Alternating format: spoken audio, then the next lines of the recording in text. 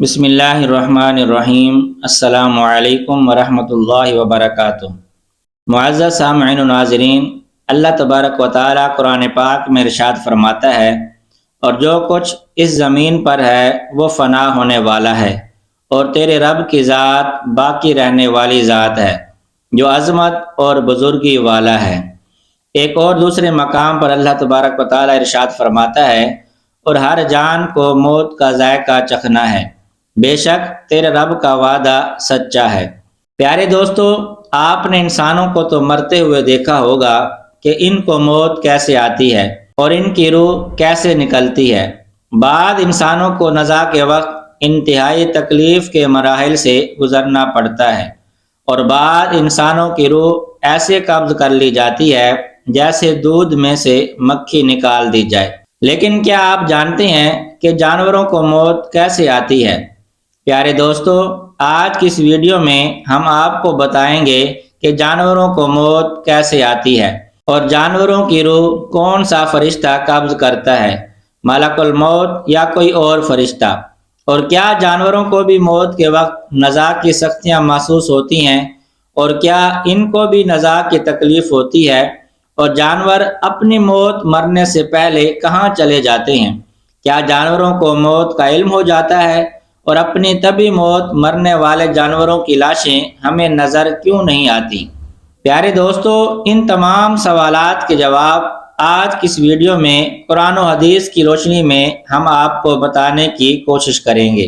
لہٰذا آپ سے گزارش ہے کہ ہماری اس ویڈیو کو اینڈ تک ضرور دیکھیے گا۔ پیارے دوستو، اللہ تبارک و تعالیٰ نے جس چیز کو بھی زندگی عطا فرمائی ہے، پھر چاہے وہ انسان ہو یا جانور، پھر اندھا ہو یا کوئی اور دیگر مخلوق، اس نے ایک دن موت کا ذائقہ ضرور چکھنا ہے۔ جس طرح انسانوں کو وقت مقررہ پر موت آتی ہے، اسی طرح جانوروں کو بھی وقت مقررہ پر موت آتی ہے۔ آپ نے کبھی غور کیا ہوگا کہ ہمارے معاشرے میں ہمارے ارد گرد بہت سارے جانور، پرندے اور دیگر مخلوقات رہتی ہیں، لیکن جب کوئی جانور مرتا ہے تو ہمیں صرف ان جانوروں کی لاشیں نظر آتی ہیں جو جانور حادثاتی طور پر مرتے ہیں، جیسا کہ روڈ ایکسیڈنٹ میں مرنے والے جانور، یا وہ جانور جن کو قید میں رکھا گیا ہو، یا پھر وہ جانور جن کا شکار کیا گیا ہو۔ ایسے جانوروں کی لاشیں تو ہمیں نظر آتی ہیں، لیکن جو جانور اپنی زندگی کا وقت پورا ہونے کی وجہ سے اپنی طبی موت مرتے ہیں، ان کی لاشیں ہمیں نظر نہیں آتی۔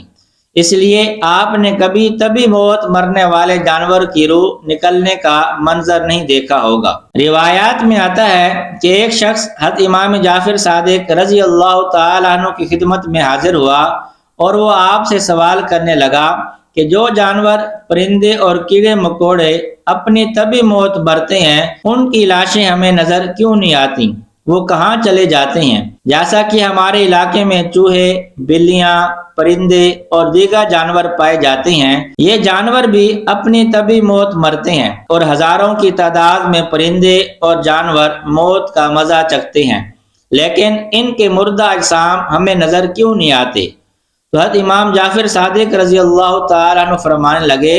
کہ ان جانوروں کے مردہ اجسام ہمیں اس لیے نظر نہیں آتے کہ ان جانوروں کو اپنی موت کا علم اللہ تبارک و تعالیٰ کی طرف سے پہلے ہی ہو جاتا ہے، اور یہ جانور وقت مقررہ سے پہلے پہاڑوں کی غاروں، درختوں کے کھوکھلے تنوں اور زمین کے سوراخوں یا گہرے گڑھوں میں جا کر بیٹھ جاتے ہیں، اور وہیں پر ان کو موت آتی ہے۔ یہ اللہ تبارک و تعالیٰ کا بنایا ہوا ایک نظام ہے، اس کی وجہ سے انسان آج سکون کی سانس لے رہا ہے، وگرنہ اگر باقی جانوروں کو چھوڑ کر صرف درندوں کی موت کا حساب لگایا جائے تو پوری دنیا کے اندر 700 ارب درندے رہتے ہیں۔ اگرچہ پرندے سر عام لوگوں کے سامنے مرتے تو انسانوں کے لیے زمین پر قدم رکھنے کی جگہ نہ ہوتی، اور ان کی مردہ اجسام گندگی اور بے شمار بیماریوں کا سبب بنتے۔ پیارے دوستو، یہ تو صرف پرندوں کی بات ہے جو اللہ تبارک و تعالیٰ کے اڑنے والے مخلوق ہے، اور جو اللہ تبارک و تعالیٰ نے بے شمار مخلوقات کو پیدا کیا ہے جو ہماری اس روئے زمین پر رہتی ہے، اگر وہ بھی اسی طرح طبی موت مرتے اور ہماری گلی محلوں اور سڑکوں پر ان کی لاشیں پڑی ہوتی تو ذرا سوچئے کہ انسانی نظام زندگی کیسے چلتا۔ لہٰذا اللہ تبارک و تعالیٰ ہی جانتا ہے کہ اس دنیا کے نظام کو کیسے چلانا ہے۔ لہٰذا اللہ تبارک و تعالیٰ ان جانوروں کو ان کی موت سے پہلے ہی ان کی موت کے بارے میں بتا دیتا ہے، تاکہ یہ دور دراز کسی جنگلوں اور پہاڑوں میں چلے جائیں اور وہاں پر ان کو موت آ جائے۔ بے شک یہ بھی اللہ تبارک و تعالیٰ کا انسان پر ایک بہت بڑا احسان ہے، جیسا کہ اللہ تبارک و تعالیٰ نے قرآن پاک میں ارشاد فرمایا ہے، اور تم اپنے پروردگار کی کون کون سی نعمتوں کو جھٹلاؤ گے۔ پیارے دوستو، اب بات کرتے ہیں کہ کیا جانوروں کو بھی موت کے وقت نزاع کی سختیاں محسوس ہوتی ہیں،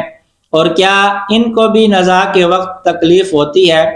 تو اس کے بارے میں روایات میں آتا ہے کہ نزاع کی سختیاں برحق ہیں، اور نزاع کی سختی ہر انسان کو اس کے اعمال کے مطابق دی جاتی ہے، اور نزاع کے وقت جو انسان کو تکلیف محسوس ہوتی ہے اس کے اعمال کے مطابق ہوتی ہے۔ اگر تو کوئی نیک انسان ہو تو اس کو نزاع کے وقت بہت ہی کم تکلیف محسوس ہوتی ہے، اور اگر کوئی گناہ گار انسان ہو تو اس کی روح تڑپ تڑپ کر قبض کی جاتی ہے۔ لیکن پرندے اور جانور تو اعمال کے مکلف نہیں، ان پر نزاع کی سختی تو طاری ہوتی ہے، لیکن وہ کس نوعیت کی ہوتی ہے یہ صرف اللہ تبارک و تعالیٰ ہی جانتا ہے۔ پیارے دوستو، اب بات کرتے ہیں کہ جانوروں کی روح کون قبض کرتا ہے، ملک الموت یا کوئی اور فرشتہ، یا پھر ان کی زندگی کسی اور طریقے سے ختم ہوتی ہے؟ تو اس کے متعلق مختلف روایات ملتی ہیں۔ ایک روایت کے مطابق جانوروں، پرندوں اور درختوں کی زندگی ایک تسبیح میں ہوتی ہے۔ یہ اپنی پوری زندگی اللہ تبارک و تعالیٰ کی تسبیح بیان کرتے ہیں اور اللہ تبارک و تعالیٰ کی حمد و ثنا کرتے ہیں۔ جب وہ تسبیح ختم ہو جاتی ہے تو ان کو موت آ جاتی ہے اور ان کی روح قبض ہو جاتی ہے، لہٰذا ملک الموت ان کی روح قبض نہیں کرتے۔ اور ایک دوسری روایت کے مطابق جو کہ مستند اور صحیح مانی جاتی ہے، اس روایت کے مطابق تمام ذی روح کی جان حضرت ملک الموت علیہ السلام قبض کرتے ہیں، پھر چاہے وہ انسان ہو یا جانور، اور روح قبض کرنے کی ذمہ داری اللہ تبارک و تعالیٰ نے حضرت ملک الموت علیہ السلام کو سونپی ہے۔ جیسا کہ حدیث پاک میں آتا ہے کہ ایک مرتبہ ملک الموت علیہ السلام نے حضور اکرم صلی اللہ علیہ وسلم کی خدمت میں عرض کی، یا رسول اللہ صلی اللہ علیہ وسلم، میں اللہ تبارک و تعالیٰ کے حکم کے بغیر اپنی مرضی سے کسی ایک مچھر کی بھی روح قبض نہیں کرتا۔ اس حدیث پاک میں یہ بات واضح طور پر ثابت ہوتی ہے کہ ملک الموت علیہ السلام تمام جانوروں، تمام پرندوں کی روح قبض کرتے ہیں۔ پیارے دوستو، جس طرح انسان کے مرنے پر اس کے عزیز و اقارب غم اور سوگ مناتے ہیں اور آہوازاری کرتے ہیں، اسی طرح اگر پرندوں اور جانوروں میں سے بھی کوئی مر جاتا ہے تو اس کے ہم جنس پرندے بھی روتے اور سوگ مناتے ہیں۔ اللہ تبارک و تعالیٰ سے دعا ہے کہ اللہ تبارک و تعالیٰ ہمیں نیک اعمال کرنے کی توفیق عطا فرمائے اور حضور اکرم صلی اللہ علیہ وسلم کی محبت کے اندر جینا اور مرنا نصیب فرمائے، آمین۔